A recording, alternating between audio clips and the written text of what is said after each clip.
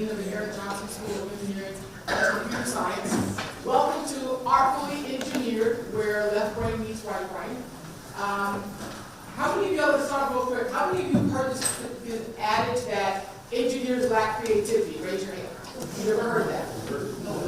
No, not people believe it, have you ever heard it? Okay. How many of you have heard that engineers are left brain and therefore we can't appreciate art? Have you ever heard that? Okay. So today is about debunking those stereotypes. Okay? So we have a wonderful day that has been curated by President Emeritus Richard C. Benson. I'm going to invite you when the talk is over to join us across the walkway in ECS West. On the first and second floor, we have photographers, we have wood makers, we have painters, we have sculptors, we have quilters. And it'll be up all day until about 2:30. Also throughout the day, we will have performances. So Dr. Henderson will see, she's here now. She left. Dr. Henderson will be playing the violin at 11:30 across the way, and then every 20 minutes or so, there's a different faculty member or staff member doing an artistic interpretation. We have dancers, we have musicians, and the culminating event today will be at 2 o'clock with the capstones. We have our own ECS band, the capstones, and they'll be making their debut at 2 o'clock across the way. When I thought about introducing President Benson, I'm going to call him Dick because I've now known him 14 years. We all know his bio. He went to Princeton, he went to Berkeley, he went to work at Xerox, he worked on floppy drives. He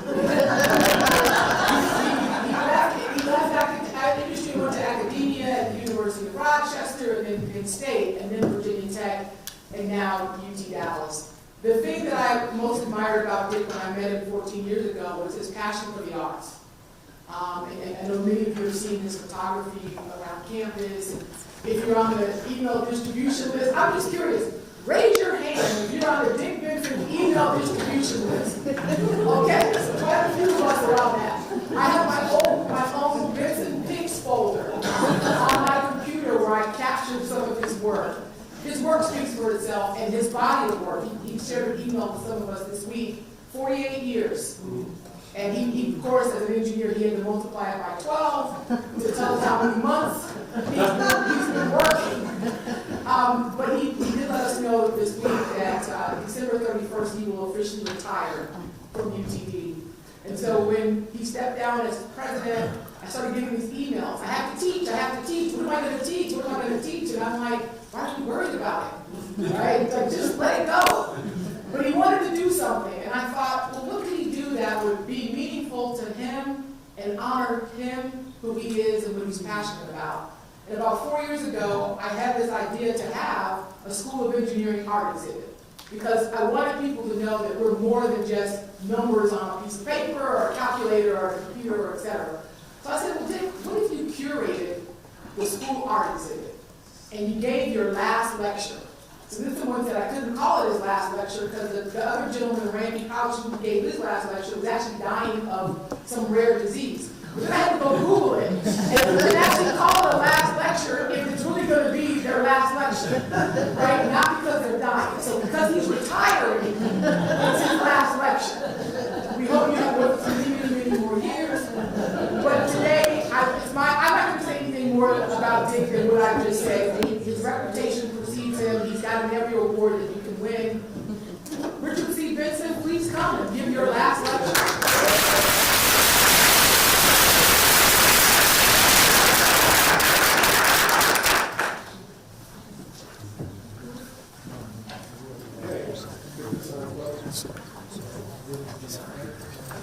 You all hearing me okay? Well, thank you, Stephanie. Stephanie is a singular role in my life. She's the one person in the room that I've had the pleasure of hiring twice. And I've loved every minute of working together with Stephanie. And thank you for that very kind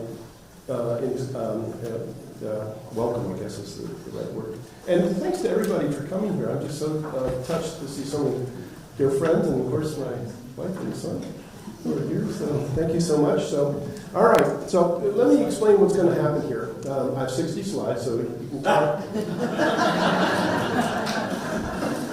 going to be kind of quick.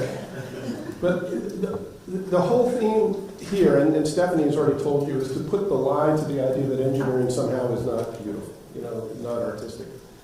And I'm trying to illustrate it with things that are in my life. So there's a lot of beautiful examples of great engineering that I could use, but I'm not using them. These are things that I have laid eyes on, in some fashion.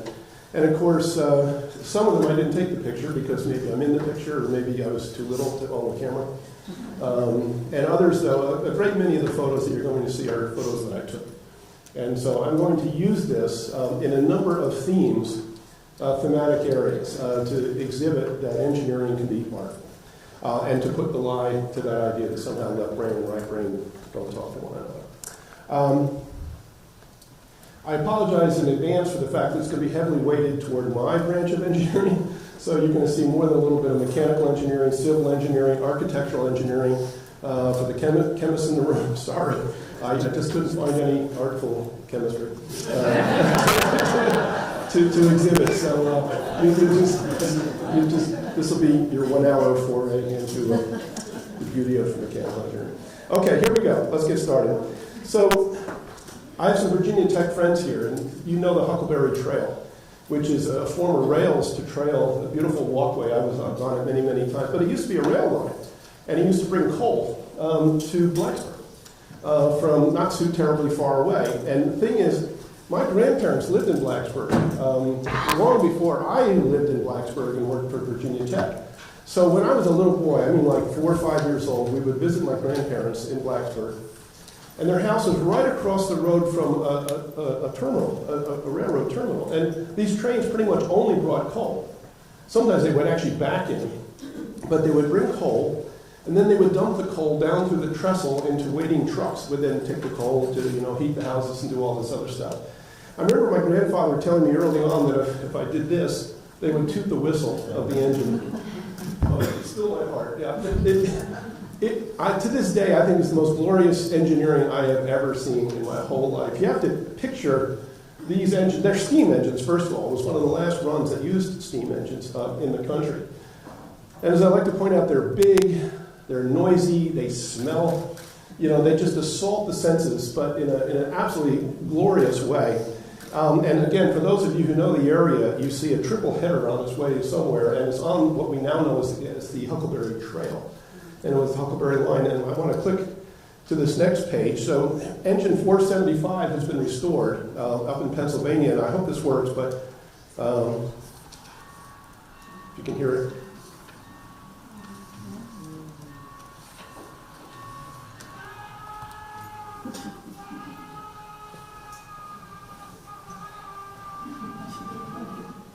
Now it's downhill from here.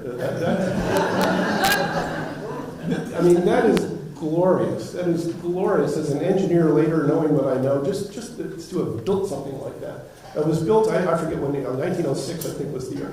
But here it was running in the late 1950s, right up until about 1961 or 62 as I recall. And it's been restored. You might also notice some subtlety, like that whistle isn't just one tone. The engineers actually were a bit of musicians. They had their own signature for how they would toot the whistle, the steam whistle.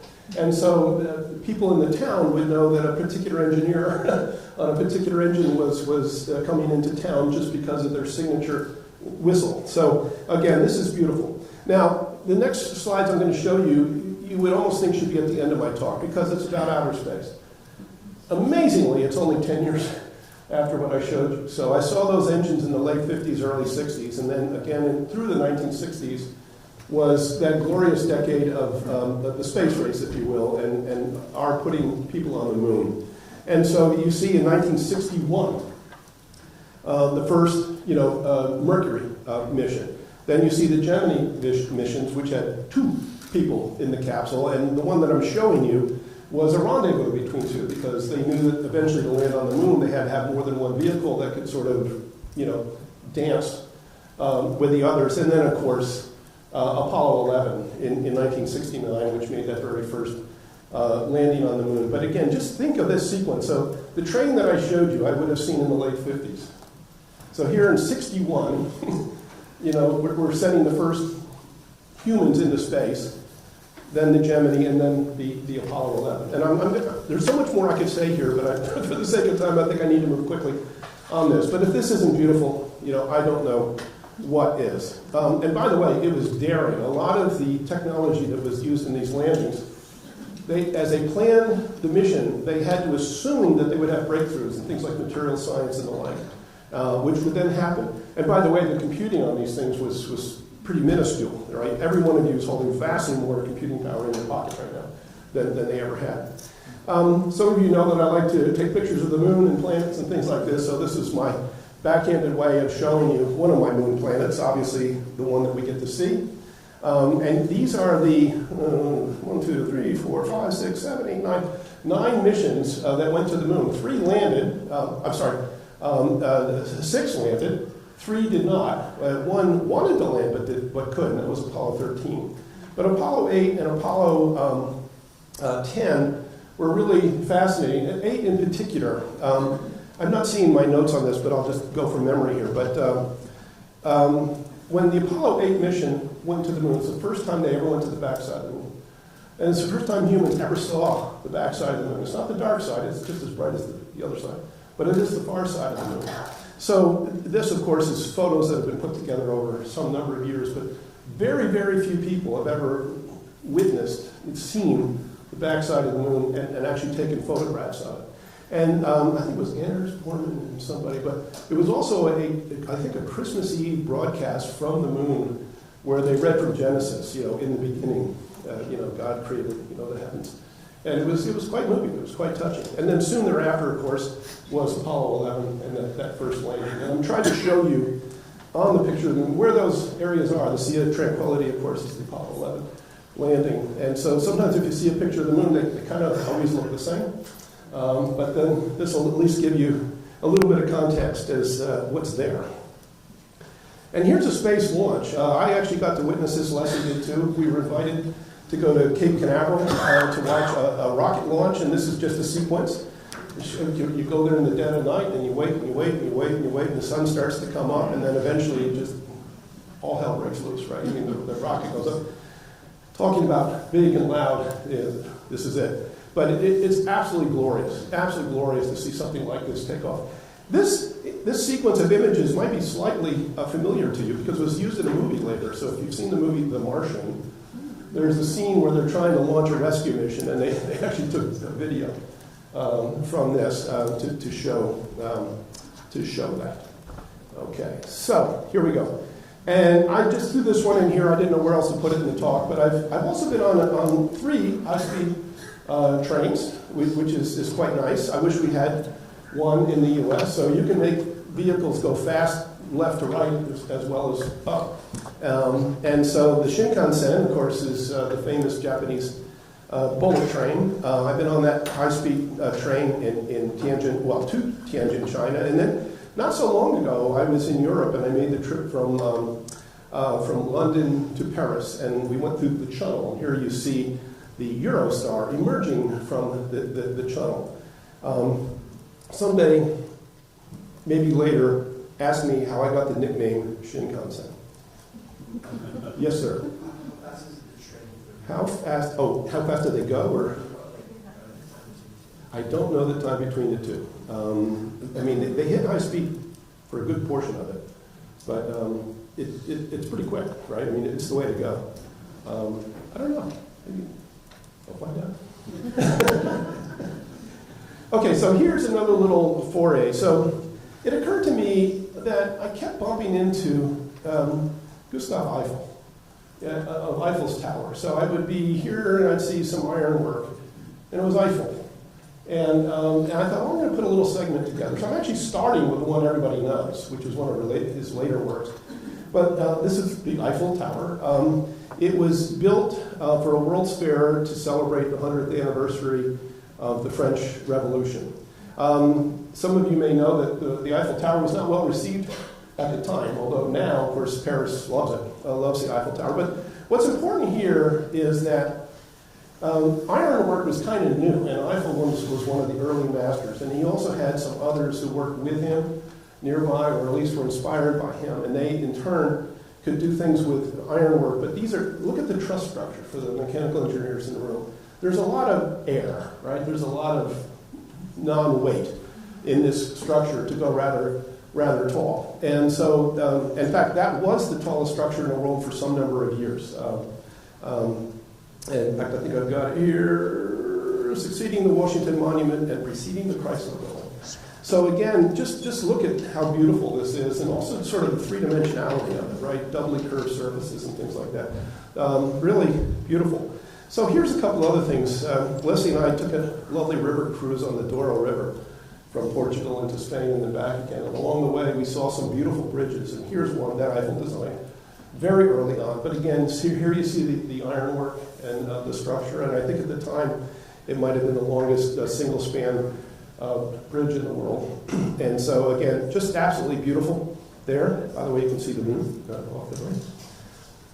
And this one is not by Eiffel, but it was by one of his disciples, if you will, and it's also on the Douro River, and it's often confused for Eiffel's bridge.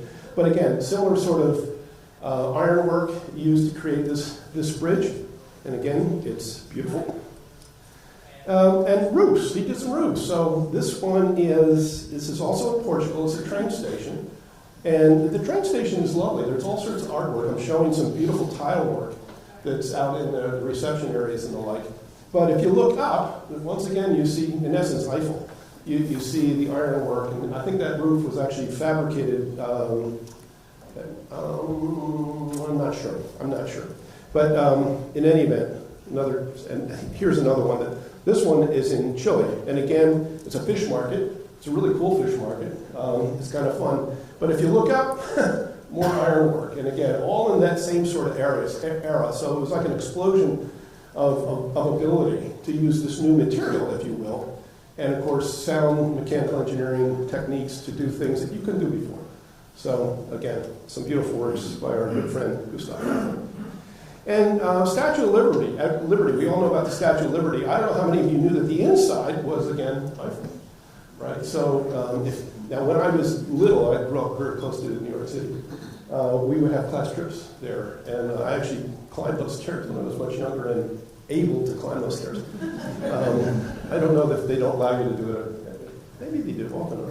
But in any event, look at the inside, look at the interior, and imagine the design challenge here, right? So you're not working in a rectangular space, right? You're working in a statue. You've got to be on the inside of the statue. It's got to do job number one, which is to keep the statue up, right? But they wanted people to be able to be inside the statue and climb up, to the head of the statue. So again, here you see Eiffel's work. And since we're talking a little bit about bridges, I want to take a little segment here on beautiful bridges. So here's the Brooklyn Bridge. We all know the Brooklyn Bridge. Crosses the East River. What you see here is, you see the cabling structure is a suspension bridge. It's one of the earliest suspension bridges. So there's a massive weight to this bridge. But the way that they did it, and this is John Roebling and his son and daughter-in-law, they designed these towers which take enormous compressive load. And of course, it's the catenaries and then all the cables that hang down that then support the weight of the bridge. But again, it's beautiful to look at. The top level is a pedestrian walkway, so, I was there, I took some pictures of people on the walkway. I turned around and took a nice picture of Lower Manhattan, looking back through the cabling. There's a bit of a sad element to this. They had to anchor these towers, in bedrock below the water. And so what they did is they had inverted cups, bowls, if you will, caissons. They would lower the workers in these caissons down to the bottom, to the floor of the river, and they would do what engineering they needed to do to find bedrock and anchor these. The problem they had here is that the air pressure was equal to the outside pressure of the water, which was enormous. And this is what leads to the bends, that illness that we now know as the bends. So if a diver surfaces too quickly, nitrogen, which has sort of diffused into the blood, comes back out again, and it causes real damage. It causes brain damage, joint damage, all sorts of things. It can kill. And in fact, so John Roebling died. The designer died before the work actually began. So his son, Washington Roebling, was in charge of this, but it was Washington Roebling who suffered from Caisson's disease, so he became incapacitated. He took a room on the East River, overlooking the site, and his wife, Emily Warren Roebling, actually went back and forth, with instructions from her husband, but in truth, she really became the chief engineer. And so maybe we didn't give credit to women back then for doing such things, but it was really Emily Roebling who brought that bridge, out of the water and made it a success. But again, gorgeous to look at, in my humble opinion. Here's something that really influenced me when I was quite young. I think I might have seen it in a weekly reader. But the Chesapeake Bay Bridge Tunnel, right? So if you know this part of Virginia, I don't have a pointer, but you can see, if you look off to the right, the Tidewater area is the lower right, and the eastern shore is this peninsula that sticks down from Maryland, which is just above. And there's quite a bit of distance, I think it's 17, 18 miles between the two. And they had ferries that would go across, or maybe you just have to drive all the way around. It took forever. So they had this bold idea to build a bridge, but not just a bridge and a tunnel. In fact, a bridge and two tunnels. And so the design of these tunnels was really interesting. I guess they would scrape out the bottom. They would lower pipes down into the scraped out areas. They would connect the pipes. Divers would connect the pipes, which would then emerge from the water. They would pump out the water, and eventually they could put the roadway down into there. So they made two man-made islands, or maybe four actually, two on each side, to connect the tunnels. And then there's also bridges where ships can go underneath, but more likely the ships go over the tunnels. So this was to, allow for the navigation. But I just thought this was fascinating. So many years later, I was a student at UVA. I was only there for 1 year, and I was making a trip back to New Jersey. And I made a point of going all the way out just so I could drive that. I wanted to drive that Bay Bridge Tunnel. Later, one of my sons, Jimmy, went to school in that area. And again, we made a point of driving out to the bridge and going across it and back. But again, it's gorgeous. Here's something also similar, and this is also something I read about. It's before my time. But I read about the roadway that connects Miami all the way out to Key West, or if you will, Key Largo to Key West. It was originally a railroad bridge. So Henry Flagler had this idea. He wanted to build a railroad that would take people to Key West. And he wanted to make some money on people who would visit hotels and stuff like that, or buy tickets on his railroad. So he did this amazing thing to build this 113-mile long railway that went from key to key to key to key, and I forget how many keys were involved. But it ended out in Key West. And again, I had read about this when I was little, and I knew that at some point, due to hurricanes and stuff, the railway had been kind of destroyed. And it was later rebuilt as sort of the terminus of Route 1, the old Route 1.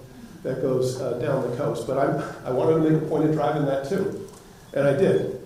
I was at a conference in Miami. Back in the day, if you stayed over on a Saturday, you got a break on your airfare. So I did that. I had an extra day. And it took me the whole day. So I think it was 4 hours from Miami to Key West. And I almost immediately turned the car and went back.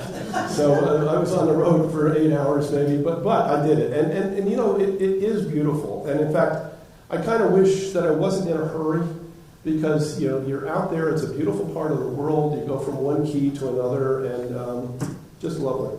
But again, to me, this is beautiful engineering. And of course, we have some bridges here at home. Here are the two Margaret bridges here in Dallas. They were both designed by Santiago Calatrava, so you know that he's probably today's greatest designer of bridges. They're very artistic. Whether or not they're engineering, epitome or not, that's another matter, but they're still good, and they do the job, right? They hold the roadway up, so that's a good thing. So anyway, we've got two very beautiful bridges here. I'm told that there was to be a third bridge. These are all over the Trinity River, so there was supposed to have been a third bridge on, I think, I-35, but it never got built. But in any event, we got two, so that's a good thing. This is just a pretty bridge. This is back on the Douro River. It's almost in Spain. It's right on the border between Portugal and Spain. And again, Leslie and I run a river cruise, and I don't know, it was night and it was pretty, and the sky was pretty, and there was a pretty bridge. Here's another pretty bridge.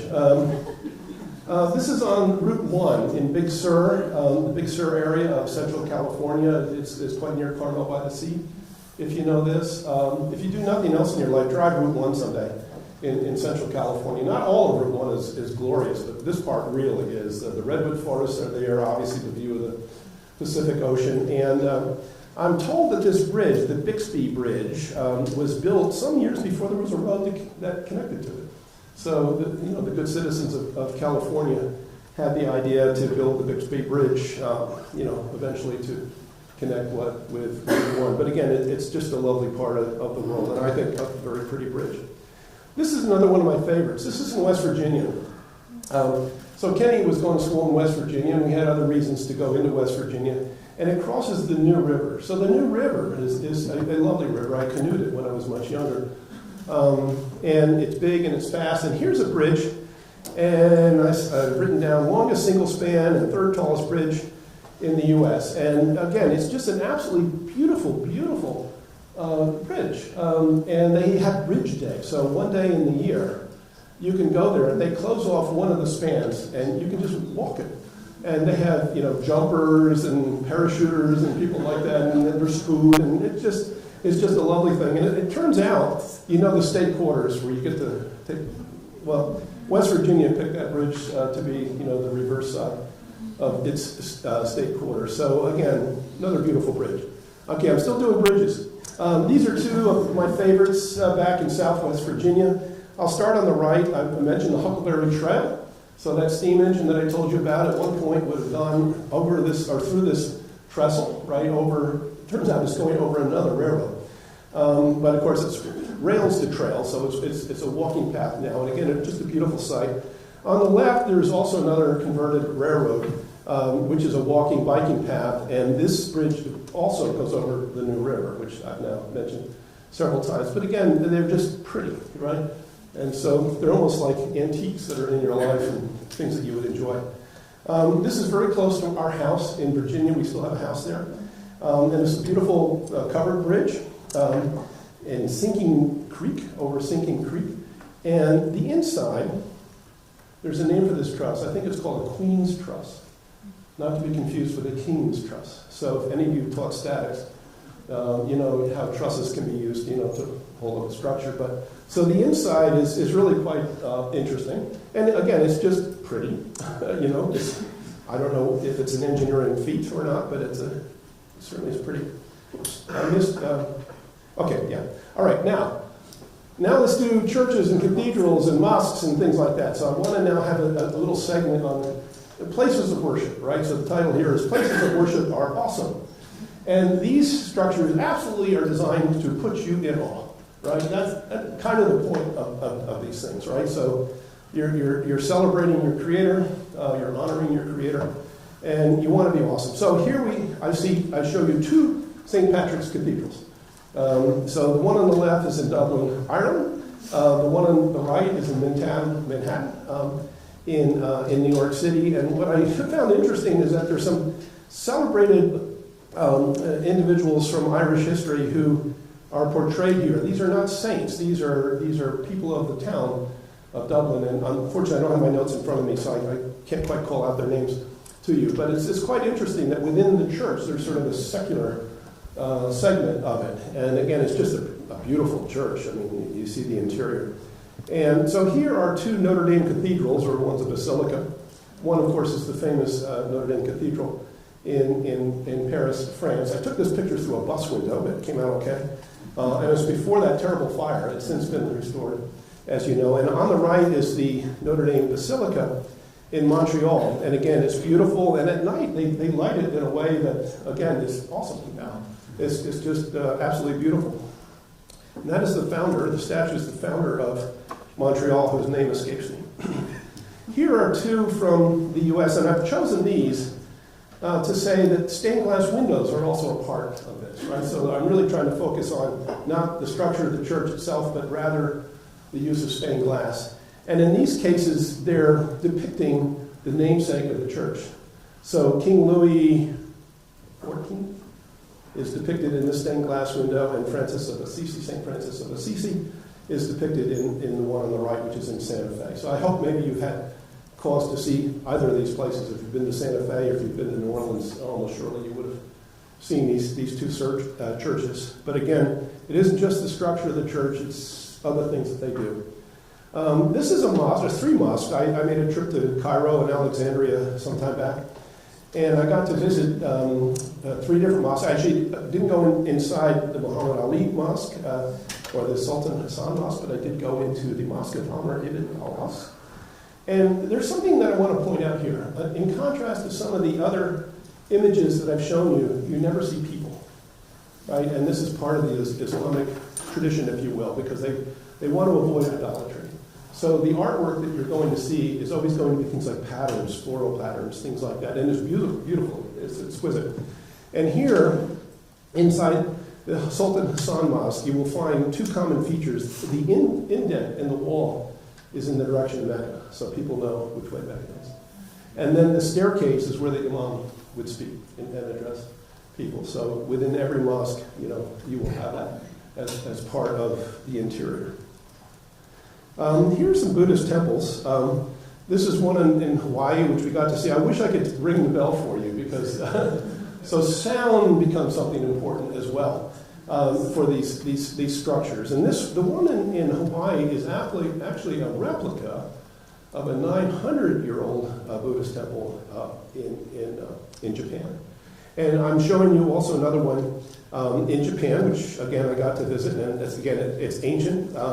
Another thing that you maybe can't see is the insects. So there's also an odor, if you will, that sometimes comes with these structures. This is another Buddhist temple. This one's in China, Shandong, China.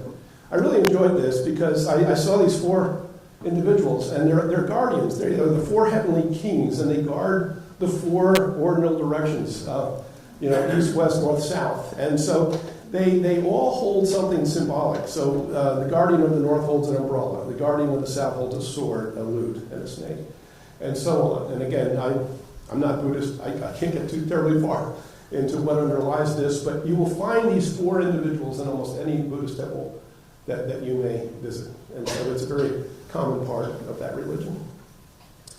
Other places, Florence, Italy is absolutely spectacular. Boy, if you go one place, go to Florence. It is just so beautiful. So again, some very, very famous cathedral and basilica. I really want to draw your attention on the right. The Basilica of Santa Croce, that's Galileo's tomb that you see there. And he's looking across at Michelangelo.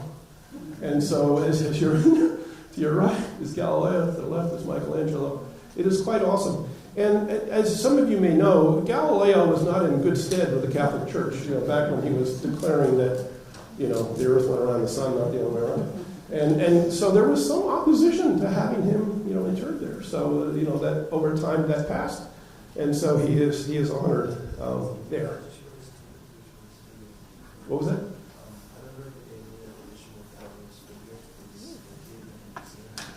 That I don't know. I don't know. He's saying that Galileo's finger is somewhere else. That I don't know. Stonewall Jackson's arm is somewhere else. I knew that much. Well, worth looking into. Actually, but you make an interesting point. So you go and you see a church, and the church is beautiful. But the question is, what's behind the church? When was it built? Why was it built? What other things happened there? And this is something you want to explore because it fills in your understanding, your appreciation for what you're seeing. And just give me a 2-minute digression. When I taught, and so I'm mechanical engineering, so we might have a name would come up like Fourier, or Lagrange or Newton. And I would ask my students, what do you know about Fourier? Well, he has a series. Fourier has a series. So I would ask them, this is before easy access to an internet. I said, I want a 1-page bio. So I'll give you an extra credit, on your total exam grade, final grade, for a bio that I can share with the class on this person whose equation we're using. So I'll stick with Fourier. And you learn that Fourier, was a person. He was essentially an engineer. He marched with Napoleon.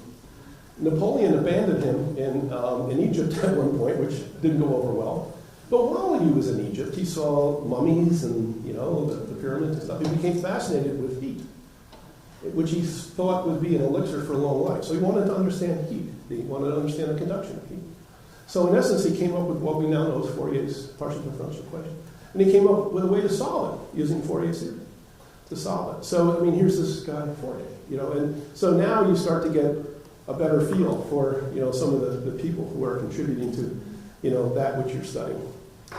Okay, I'm charging along for the sake of time. Again, two more beautiful churches. The Cologne Cathedral at one point was the largest structure in the world. Again, you see the interiors, right? You see just the lofty, nature of this. And by the way, that is great engineering. I mean, these arches in an earlier day were not understood. People could not build anything nearly that tall, with an open space in the middle. And so again, you're seeing some real advancement in engineering. Here are two others. I've chosen these two. They're pretty far apart. One is in Spain and one is in Chile. This is for organs. So we all know that organs are a pretty common part in many churches. So the Cathedral de Murcia in Spain has a 4,000 pipe organ. So imagine you're the organ player and you've got 4,000 pipes to work with. I mean, it must be awesome. And then in Santiago, Chile, this is a very old organ. It might have only a dozen or 2 dozen pipes. But again, it's a very old organ which has been restored and maintained over years and literally played for hundreds of years. Sometimes there's a bit of whimsy. So here's the Basilica of St. Castor in Germany. Now this is in what the Germans might have called the Sudetenland. I mean, it kind of went back and forth between French and German, ownership and against along the Rhine River. There was a time when Napoleon had swept over and was ruling the place, and he was on his way to conquer Russia. And so I won't get the words just right, but this monument was built outside. It's actually a fountain, but with an inscription. But it is to celebrate the great triumph over the Russians. Turns out it didn't happen. He got clobbered, and he had to retreat. He lost a lot of people. It was a devastating loss. And so there's a subtext there, essentially, this inscription approved by the Commandant of Russia or whatever, So they kept it and they added this little in your face kind of, tagline. What you're seeing here in the middle in the Strasbourg Cathedral is kind of an astronomical clock. So it keeps time. It's a clock. It ticks. But at 12:30, don't ask me why 12:30 as opposed to say noon. But the whole thing springs into life. There's a parade of saints and things like that, and it's also marking things like the phases of the moon and stuff like that. So it's really a marvelous structure, and when it whirls into motion, it is pretty cool. And the Speyer Cathedral, these aren't whimsical, but I know the Virgin Mary is front and center, and there's a few other saints, as you walk through the doorway. This is the Basilica de la Sagrada Familia in Barcelona. I don't know how many of you have been there, but I don't use the word unique often, but this is unique. Nothing looks like this. And it's been in construction since 1882, and allegedly it's going to be finished next year. and there's however many towers, and again, you see this curvilinear look. I mean, even the statuary is kind of strange.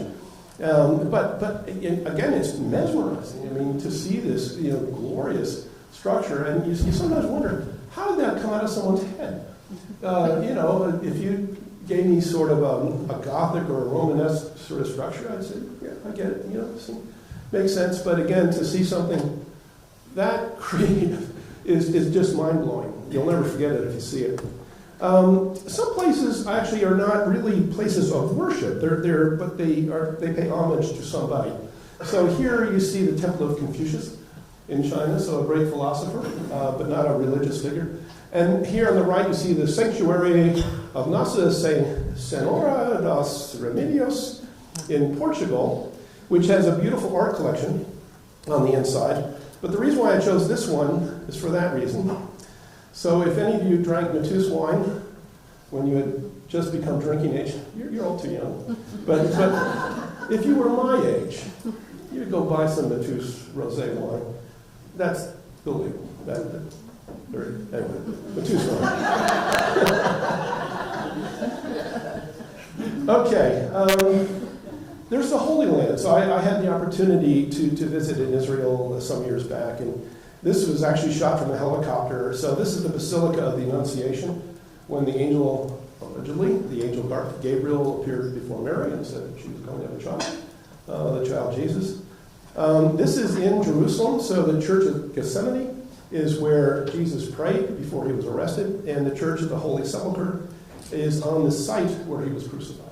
So again, highly, holy places. In fact, in all religions in Jerusalem.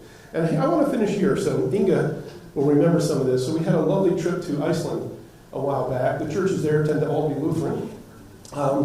The church on the left is Hallgrim's church. It's in Reykjavik, the capital. And it was designed to resemble the basalt columns that are all around the island. And I thought, well, I'll take a picture. I'll show a picture of one of those basalt columns. And lo and behold, you see this structure. And I don't know if you have any geologists in the room who can explain how they're formed. But it's so interesting. So the church is striking in its own way. But when you have this added connection of where the imagery had come from, it adds something more. And I love this church on the right. It's called the Little Black Church.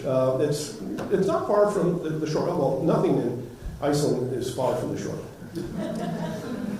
This church is painted with pitch, the same thing that's used to paint the hulls of ships. And it's actually the essence of the phrase pitch black. So pitch is black. And so it has this kind of thick, gooey sort of paint, if you will, which covers the church because it's in a pretty hostile environment. But again, strikingly beautiful, right? So even in contrast to everything I showed you before, with the flying buttresses and all that other stuff, here's something that's just exquisitely beautiful. Okay, we're going to move along. This next section, how am I doing on time? Okay, we're going. I call this by hand and hoof. So these are some amazing structures that were built before we had power tools, even before we had harnessed steam. So the most ancient, of course, are the Great Pyramids of Giza. So here you see the Great Pyramids. And they were the tallest structure for almost 4 millennia, if you can believe it. And again, a lot of human power, a lot of conscripted human power, but also animal power was used to pull these blocks, put them together. Now, what you don't see are the arches and the suspensions and stuff that came later, right? So this is just massive structure, topped by a slightly less massive structure, topped by a slightly less massive structure, up to form the pyramid. And it's one of the 7 wonders of the ancient world. It's really the only one that still exists. The Great Wall of China, very similar. This was built over a long time, and different portions of the wall are very different from one another. But this is not terribly far from Beijing, and it's quite the tourist area. Many people go there. But you can see that it is meant to sort of impede left-right motion, if you will. But sometimes overlooked is that it actually aids north-south motion. In other words, that's a roadway. So if you want to go, say, south to north in China, they essentially put a road on the top of the Great Wall. So you could then travel quickly and carry supplies and do things like that. And you also see towers at certain distances, so you could sort of be communicating from tower to tower to tower to tower. And so again, a way to sort of actually ease transport and communication as well as to impede transport. This is a Roman aqueduct. Again, it's one that I saw when I was in Israel. It's in this city where the ruins of Caesarea. It was built by Herod the Great, right before 22 to 10 BC. And what the Romans would do, and again, this is quite marvelous, and they understood archwork. So they would build these aqueducts to carry fresh water from a place where the fresh water is to where they needed it. And all these aqueducts have an ever so slight grade. So the water would just very naturally flow to where they need it. And, hundreds, 1,000 years later, they're still standing, which is pretty amazing. And this one is close to home, literally. I lived in upstate New York for 18 years. Leslie and I had a house that backed up to the Erie Canal. And we were in an area of upstate New York, Rochester, called the Great Basin, So the Erie Canal was built around 1817, give or take. And it was President Madison, I believe, who actually vetoed federal funding. Now, understand, we were a very new country back then. And his thinking was, New York is its own state. It's almost its own country. And he did not feel that the central government should pay for something that was entirely within one state. So he had, on some principle, he didn't pay for it. But it was paid for, so Governor DeWitt Clinton paid for it. And the canal was built, and again, a marvelous feature, but again, long before we had steam-powered tools and the like. So the Great Basin, and you see some modern-day locks and things like that, shown places very close to where we lived. We used to go visit there and have meals and do nice things. The Great Basin was this notch in the terrain because of a river that flowed through it. And they wanted the canal to go over it. What they didn't want to have to do was lock it down and then immediately lock it right back up again. So they built an enormous embankment.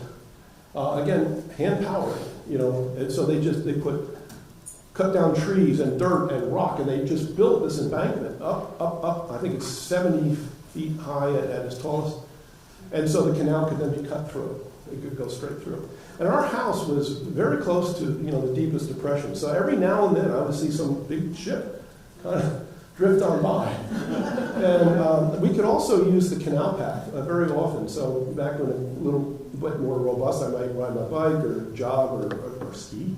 So from my house, I could, without touching any blacktop on cross-country skis, I could get on the canal path and then follow the canal path, left and right, maybe end up at a golf course, ski around the ski ball. But again, just a beautiful facility. But again, the original construction is an awesome feat of engineering. I've been mentioning tallest structures. Here's just a quick list of them, and I've only listed ones that I've actually seen. So there's others that somewhere in the middle. But of course, you start with the Great Pyramid of Giza, and it was a tall structure for 3,792 years. It was pretty amazing. I grew up near New York, so the Chrysler Building held the title for 1 year, and then the Empire State Building held it for 36 years. You see the CN Tower and the Burj Khalifa, in the United Arab Emirates. So again, there's some interesting sites here. So I'm going to tell you a CN Tower story. Many years ago, I was in the CN Tower. There's a revolving restaurant at the top, and we were ordering drinks with our food. And I ordered a beer, and the waitress said, "You want import or domestic?" I said, "Import." "Want me a Budweiser?"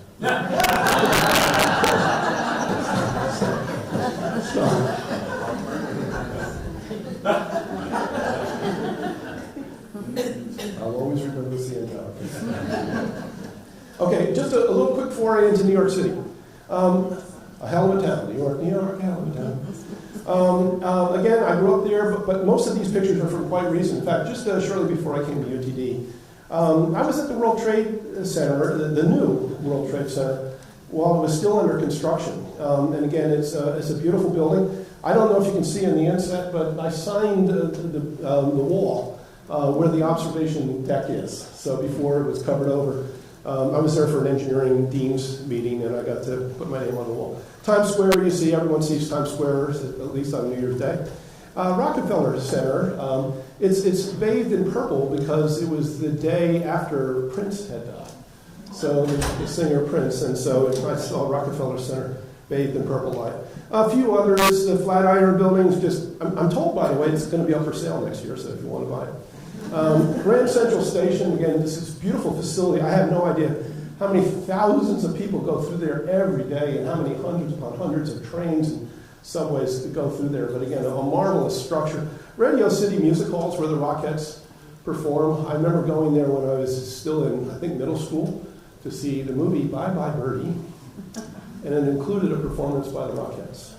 It was interesting. And then baseball. So I'm a baseball fan. I'm a Mets fan. Apologies to you Yankees fans. But again, one of the nice things about going there is that, the parks are beautiful. I mean, again, beautiful engineering. And, it's occurred to me, as you look along the wall, it looks like you're in a city, right? It could almost be Times Square. But then there's a park in the middle, right? There's just something exquisitely beautiful about going there. It's different from any other sort of sporting event, right? You kind of wander around. You wouldn't really do that so much in a football game or a basketball game, but you wander around, you get a hot dog, do whatever. And of course, part of the performance art is to take the train to the Mets game. So you take the 7 train. Not everybody likes the 7 train, but I found it interesting. Okay, so I want to talk a little bit about computing here because I'm going to actually talk about a little bit of research. But I'm showing here the first computer I ever tinkered with, and it was a summer job when I was in high school, but it was a computing lab put together by my father. So that's my dad, Willard, to the left. And he was chief of the Feltman Research Labs at Picatinny Arsenal for a stretch. And he brought the first computer to that Army research. And it's an analog computer, for those of you who see all the wires sticking out. So when it came time to solve a differential equation, you wired it up. The big box in the front is just input-output, with a little bit of digital, just to sort of say, make the potentiometers this and that. But the thing was solved by, you crank it up, the current flows, you tap the current, and those are your answers, right? So I learned how to do this. In essence, it's imitating differential equations, simulating differential equations. This is long before I ever took a course in calculus. So these guys and gals were teaching me calculus when I was still in high school and figuring out how to do this and how to wire those boards. You see my dad actually at my high school, before I was at that high school, talking to a math class, and he's showing them obviously a wiring board. There's another thing I'd love to point out here is if you look, say, in the upper left or anything, look at the diversity of that group. They're all engineers. And this is a day when there weren't too many female engineers, or maybe African-American engineers and the like. My dad was a pretty progressive guy, and he liked talent. And he found these people, and they were bright. I mean, they were sharp. There's a Filipino in there. And then, of course, I got to hang out with them for a stretch. And they were great mentors. And this is before I went off to college. And so in some ways, I was very lucky. I had this head start to be able to work and be taught by, some of these wonderful people. But, I'm very proud of my dad. So you heard reference to me working on floppy disks. So before I get to the floppy disk, when I was at the University of Rochester, I did have research in very flexible structures, especially those that had to be used with high speed and precision, but had to remain flexible. So magnetic tape is a perfect example of that. So if you store something magnetically, materials that can be magnetized they're good, but they're very soft in terms of abrasion. They wear badly. So you have to design a tape or a disc to pass over, in essence, a stationary recording head without actually touching the recording head. You want to be as close as possible without actually touching. So if you've ever seen an air hockey table, where you have pressurized air that keeps the puck, well, these things always used entrained air. They didn't need to have external pressurization. The very movement of the tape would drag air into the interface, which would lubricate the interface, and that tape might then fly over this contoured head at sub-micron spacing, or maybe just a few microns, depending on the year. Anyway, so you have tapes, and so I did some research on tapes. So tapes are very good for very fast storage and retrieval, but also linear. It's fine for watching a movie, right? So if you're going to watch some movie, you don't need to have immediate access to something 3 chapters ago, right? But so that's not good though for scientific work, right? You need to have random access, for that. So let's continue on. This is one other tape design. This is the helical scan format. I'm very fond of this one. My students and I did research on this. If you look carefully, this tape is wrapped helical or barber pole fashion around a spinning drum. So the tape is moving, and it's going at its whatever speed. But the drum is going much faster and is putting down diagonal tracks onto the tape. Fast. So it is sucking up data at an absolutely colossal rate. And this is what you will find largely in your VHS recorders. But it was also used for other things, like, say, a space launch, where they're dumping enormous amounts of data and they needed to suck it up as fast as they could. So this would be a very good format for that. Now, it's not random access, right? You'd have to back the tape up and do all that. But boy, if you want to store a lot of data very quickly, this was the way to go. And so now the disk. So here's the joke I tell. I first told it in my inauguration address. So in the 1970s, I had an IBM fellowship. I was working at Cal Berkeley. And I wrote a doctoral dissertation on an exotic data storage technology of the future. Maybe you've heard of it. It's called the floppy disk. And so for the younger crowd, it's like, okay. Older folks get a job. But indeed, back in the day, no one had floppy disks except for IBM technicians, and they would use them even bigger than the age, as just a diagnostic tool in a mainframe computer. But IBM knew then, and others knew then, that this could be something used for the mass market, where once people started having their own computers, people did not have PCs back then, they might also want to have the ability to store data and move the data around. So the idea was the floppy disk would be the way to go. There was some idea that they could stack them one after another, so it was almost a 3D kind of storage device, and again, random access. So it was a big deal. I will also tell you something fascinating about this, and it's why it makes for a good PhD thesis and why it still gets reference to this day. So the spinning disk goes around and around and around. It's elastic. If you plunk on it, there's going to be natural frequency, so waves that will travel circumferentially forward and back. What's interesting is that so the wave speed is whatever it is, but the disk itself, the actual physical circumferential speed is essentially zero at the hub and maximum at the rim, right? And so that speed is increasing. Around halfway out, the speed of the disk becomes faster than the wave speed.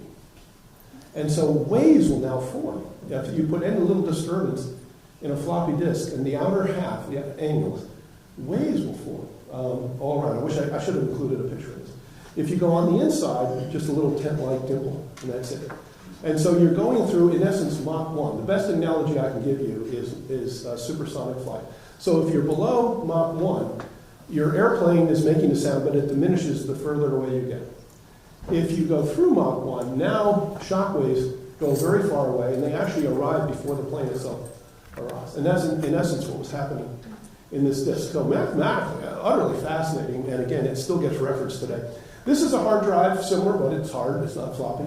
Again, we did some work there. What you again, should appreciate is the recording head, which is, slipping in and out, and they're also stacked, there's more than one.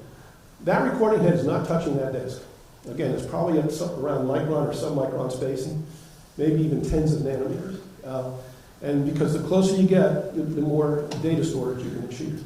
But you never really want to touch the disk itself. Okay, beautiful engineering. And of course, now we use flash memory. So I love our chess pieces. I like to say they hold memory inside.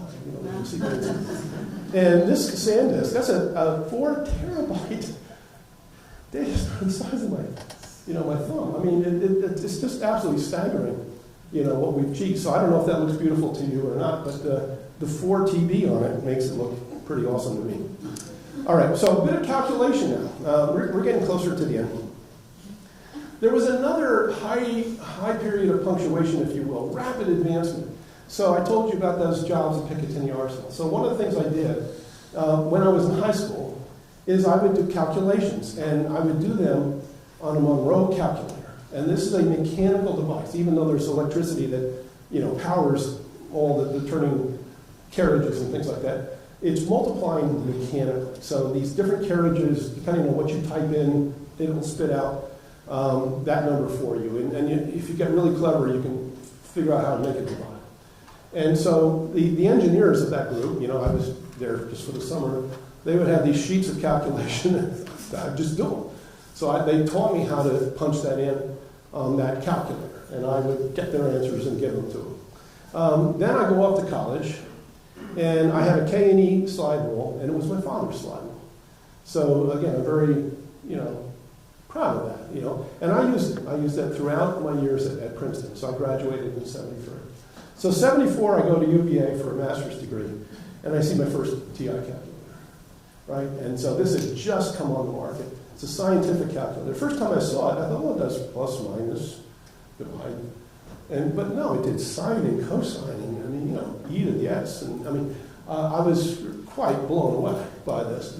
And then soon thereafter, I was in my PhD studies, and I kind of went with Hewlett-Packard. Apologies to all the TI folks in the room. And I had an 11C programmable calculator, and I actually have a simulation of that programmable calculator, on my iPhone. And it functions exactly the same way. Exactly the same way. The only difference is it's much, much faster. So we're talking mid to late 60s to mid to late 70s, this amazing advance in our ability to just calculate things. And of course, Jack Kilby, we know, was the person who invented that first integrated circuit. He holds in his right hand the very first TI calculator. It's not the one I've shown you, but it preceded it by only a few years.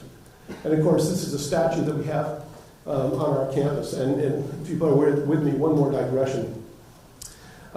So I met with Harlan Crow some time back. He's one of our great benefactors. We have the Crow Museum of Asian Art, thanks to him and family members. But he said he would like to gift us with a statue that would inspire at UTD, and he had only two requirements. One is it had to be lifelike, and it had to be for somebody who inspired through some purpose other than giving us money.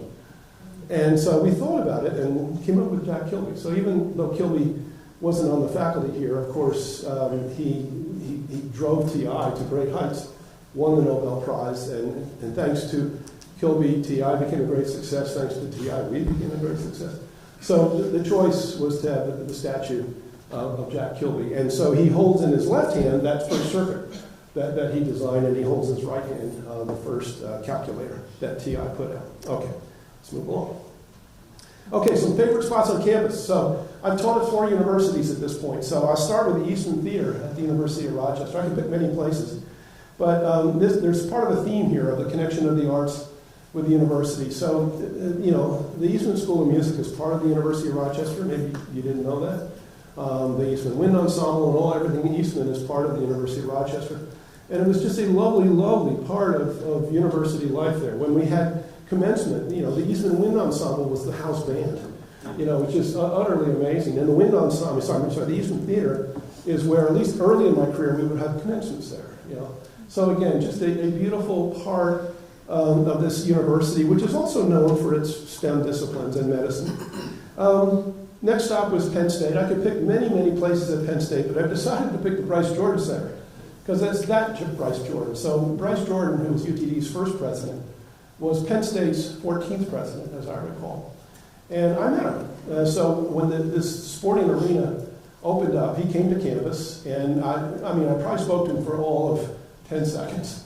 But I got to shake his hand and say, nice to meet you, welcome back. He had already stepped down as president of Penn State. We got a couple knitting lines here in the room. So, and he did great things for that university, as he did great things for UTD. So, and the Bryce Jordan Center is this wonderful arena, so Calvin, pay attention. We need more of these. Obviously the sporting events, but things like commencement. Here's a concert, Elton John and Billy Joel. I went to that concert. And so again, just a lovely environment on campus. Coming forward, Goodman Hall at Virginia Tech. So this was home to the great Stephanie Adams at one point. So this was a building dear to my heart. I'll spare you the gory details, but it took almost the whole of my deanship to line up the support from the state, from the university, from donors, to build this beautiful engineering building. I would liken it to ECS West, by the way. It's very similar in format and design. So Inga and I were independently pursuing much the same thing. And the look of that building, which I think is beautiful, it is clad in what people call hokey stone. So it's a limestone. But every building at Virginia Tech has to look like this.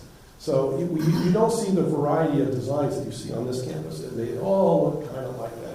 So, we designed a building that we think will last for 100 years and want it to look 100 years old on day one.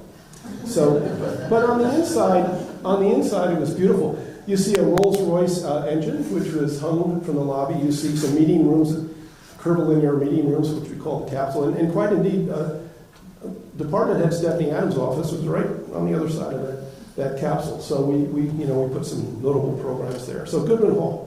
And of course, the Athenaeum. I just absolutely love the Athenaeum. Building 1, of course, is open. It's home to the visual arts. The next building's coming along well. It'll be a concert hall, 680-seat concert hall, and it's going to be glorious. But I think this has been a step change for UTD. So UTD it's been a great university for many years. But I think adding this element in the arts, literally bringing the arts, into the structure, if you will, of the university, is a very significant thing. I love it to death. I keep saying I'm almost done, and I really am. We have created an arts award. It's the Rick Bertel Award. It's given every other year, and it's a very handsome award. I think it's like $150,000, and the awardee spent a week on campus giving lectures and mentoring students and the like. And it's meant to be alternated with a similar award at MIT named the McDermott Award, the same McDermott family. So Margaret McDermott, God bless her, since passed away, put the money into what we call the Bertel Award in honor of Rick Bertel. So Rick was, of course, the first founder of the Edith O'Donnell Institute of Art History, and again, a great art historian himself. And the first awardee was, why am I blanking on his name? Peter Walker. And so Peter Walker is America's greatest landscape architect. So I included this because I thought that even if the material that you work with is living, it's still engineering in its own way. So I wanted to include a little bit of Peter Walker. So here you see the completed New World Trade Center, right? And the landscaping that was done by Peter Walker. And he's done landscaping all around the world. He did the Nasher Sculpture Garden here.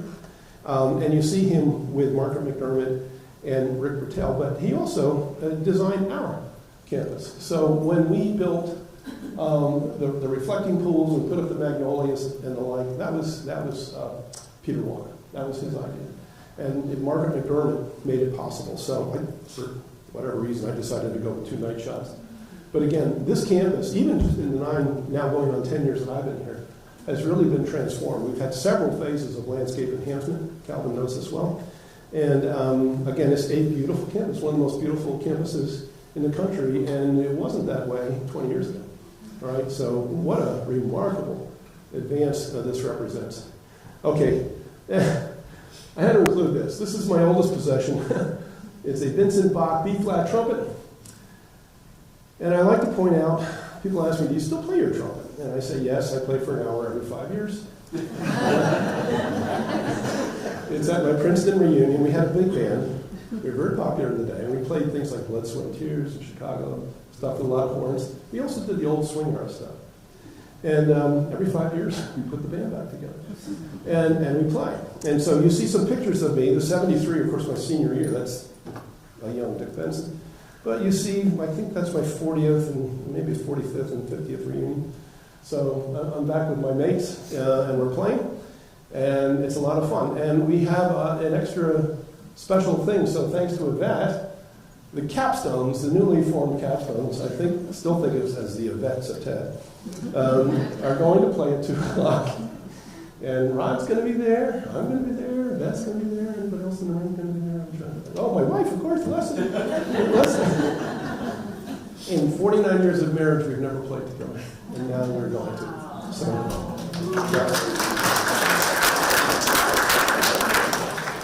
Leslie plays for me. Okay, so my trumpet, all right? And, okay, I'm really near the end. So, artful engineering is all around us. And I'm illustrating it with 1, 2, 3, 4, 5 things that were built during my 9 years as president. And I'm not even counting the stuff that's underway now, like Jonsson Phase 3 or the second phase of the Athenaeum or the new student union, which is going to be enormous. But you see the shared building with Southwestern, ECS West, across the way. The Dart Silver Line, we just cut the ribbon on that. The Sciences Building, and then, of course, the Athenaeum. So the point is, you don't have to go far. You just turn around and you are going to see beautiful engineering. And of course, what I want you to also understand is that it always has been. So, we're back to my gorgeous steam engine. Okay, that's my talk.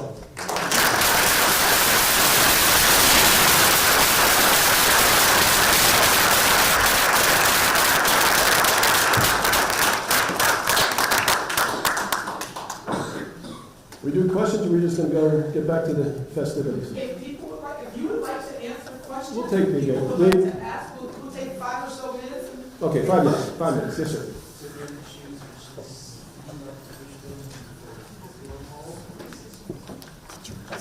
Oh, Goodwin Hall or ECS West? Ooh. I like them both a lot. It's like picking among your children, So I will tell you that there's a lot of sweat equity in Goodwin Hall. And so I have such a passion about Goodwin Hall. Here's a little thing I didn't tell you about. Some of my engineering colleagues instrumented that building with hundreds and hundreds of accelerometers. And they wanted the building to be alive. So if you walk down the hall, it would know that you were walking, somebody was walking down the hall from here to there. So the whole building was picking up these very slight acoustic signals, if you will. Again, accelerometers. And of course, it's very oversampled, right? Because you've got hundreds of them. So you can start to really pinpoint where something is happening. They even got to the point where they thought they could tell person A from person B, you know, and other things. And so, among other I wanted the building to also be a laboratory where people could use it. We very deliberately exposed pipes and things like that so people could maybe run some experiments on it. And so it was kind of like it, but I love ECS one. Okay, it's good. All right. Yes. Oh, yeah. Hey, Ben. So I've heard lots of your stories. You've heard them, yeah. But I don't know that I've fully heard, and you can pick one because I know we're short on time. Yeah. We've heard today how you got started in engineering. Yeah. How did you get started as a musician and or as a photographer? Because I do enjoy getting those emails. So pick one or answer both if you have time. Well, the music was just the usual route. I was in like third grade, and they introduced us to instruments, and I picked the trumpet. And I had a hard driving music teacher, so I got pretty good, you know, over time. I put a lot into it. The photography comes about because of the years I spent in Rochester, New York. So Rochester is home to Eastman Kodak, Xerox, Bausch & Lomb, a lot of imaging companies, if you will. And I really wasn't a very good photographer then, and of course I never did develop my own pictures. But you sort of get the bug if you live in Rochester, New York, just because you're surrounded by people who are really good. And photography, the Eastman House is a photography museum, so that's inspiration. And then what happens is, at some point, you master digital photography and all the things that you can do with it. And then it really exploded, it really took off. I bought a really good camera maybe 10, 15 years ago, maybe more like 20 years ago, a digital camera. And so maybe it sort of started a little bit in Rochester, but then it really took off. Really in my days at Virginia Tech. And one nice thing about Virginia Tech is that I had a lot of things where I could point the camera. So I could go for a walk in the woods and go to a mountaintop or find a waterfall or what have you, which you don't see in this talk really, but I could combine two hobbies. You know, take the camera, go for a hike, take some pictures, go home. You know, it was nice. Yeah. Sure. Yes? Can you talk a little bit about where mechanical engineering stops and electrical engineering? You know, that's another great question because, you know, when I was a department head, people always wanted to put we mechanical engineers into a box. And it would always be that we make cars, you know, and we design gears. The gear was always the symbol of mechanical engineering. Now, I know we're using some gears around here, so please don't take this the wrong way. But when I was at Penn State, I absolutely refused to let a gear be the symbol of my department because I was trying to push back on that stereotype. So I had people working in electrochemical engines, biomechanics, if you will, right? And so in all sorts of areas that people didn't think belonged to mechanical engineering. Mechatronics, good example. I mean, you know, it's literally a hybrid of Properties and hard drives. Say again? Well, so those hard drives, for example, what you saw there is nanotechnology before we called it that. So we were designing a mechanical device. So it's a computer, to be sure, right? It's a storage unit. But we were designing a recording head and the spinning disk, or it could be floppy, it could be hard, it could be whatever. And doing what I told you we had to do. We had to contour the head so that the entrained air was enough to lubricate the interface. And so the head would be following whatever runout existed in the disk, you know, at microns. And today, they're even submicron. And so we didn't call it nanotechnology back then, but we needed the material advances. Obviously, we needed to know the thermodynamics of what was going on. You know, it really was important to understand all of these things. The control algorithms, you saw that moving disk. So the read-write on the storage access on that hard drive, the longest it would take you to go from one bit of data to another bit of data is however long it took for the arm to swing. And actually one revolution of the disk. So in other words, the arm had to swing within one revolution of the disk. So you would get it always within one revolution. So you would go to whatever track. Imagine the control algorithm you need now, because this is a mechanical device. And even though the vibrations of the arm would be minute, they might cover 300 tracks a day, right? As it would swing. So you had to stop it on the dime, you had to swing it in, stop it on the dime, find that bit of data, move on to the next one, wherever it may be. And so to design the machinery of that. It took obviously the mechanics and the dynamics, but it took a lot of other things as well. So again, and by the way, any one of you could make the same statement. If you're an electrical engineer, chemical engineer, civil engineer, you would just as passionately say that to be good at what you do, you'd have to master, some of the peripheral technologies that go in. We will give Robbie the last question. Sure. Robbie? Where are you? So you talked about the Eiffel Tower. I think I heard a story that one of the critics of Eiffel made it a point to have his breakfast every morning on the deck. Eiffel did? No, one of his critics. Oh, one of his He critics? the tower. And somebody asked him why he did that. He said, that's the only way not to ruin his breakfast because he couldn't see the tower from where he was. But my question for you is, so now that it's better received, and this is a question among architects and engineers, Yeah. has our sense of beauty actually declined in the last 150 years? No. Compared to the buildings that were designed in the 15th, 16th century or earlier? No. If you look at some of the current designs of buildings, the architect Gary comes to mind. They're very curvilinear, very fanciful. There are people doing some really novel things, and again, the materials are getting better.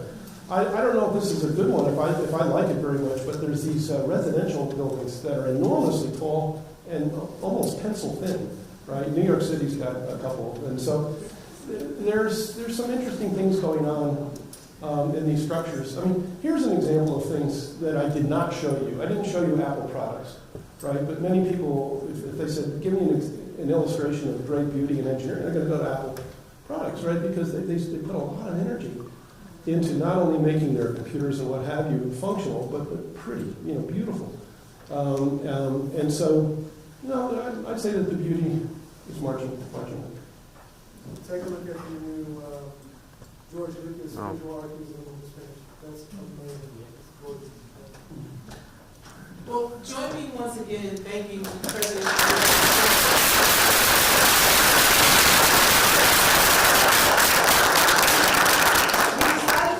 With our lecture series, we're giving everyone, something you already have. You have the ECS water, right? But the one you have doesn't say Richard C. Benson and Steve the 2025 lecture series. So you can pass it over to Leslie.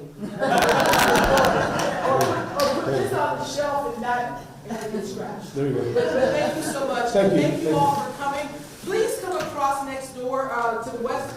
As I said, Rashonda's going to play her violin at 11:30, and the art exhibits are up. Dick has pictures, Dinesh has pictures, Horace has paintings. I have a few pictures. I don't want to say that because he says they're good. I'm a little nervous about it. But there is a special treat. Vicente is not here, but Vicente from Computer Science, one of our staff members, took it upon himself to make a life-size statue or cutout of me. We have a new dean across the way, so if nothing else, come and laugh at that. Thank you all for coming. Thank you.